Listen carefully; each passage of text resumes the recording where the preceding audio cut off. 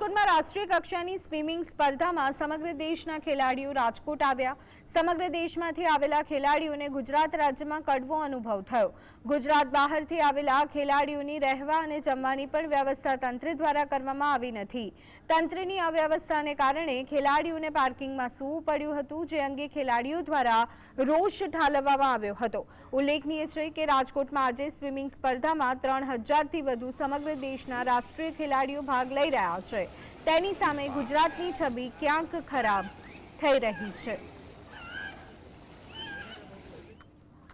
3 star facility का दिया गया था, बट यहाँ नहीं मिल रहा है 3 स्टार होटल का फैसिलिटी।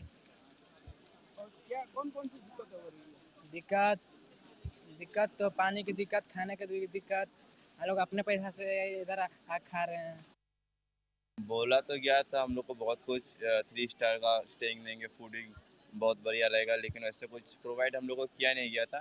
बहुत ही बेकार ही बोलेंगे, क्योंकि हम लोग नीचे फ्लोर पे सो रहे मैट्रेस बिछा के, और पानी का व्यवस्था नहीं है, नहाने का, ड्रिंकिंग वाटर का भी, और फूड का भी कोई फैसिलिटी मतलब कुछ प्रोवाइड नहीं किया अच्छा से। हम लोग यहाँ आके खा रहे, बाहर से मंगवा के खा रहे खुद का पैसा से।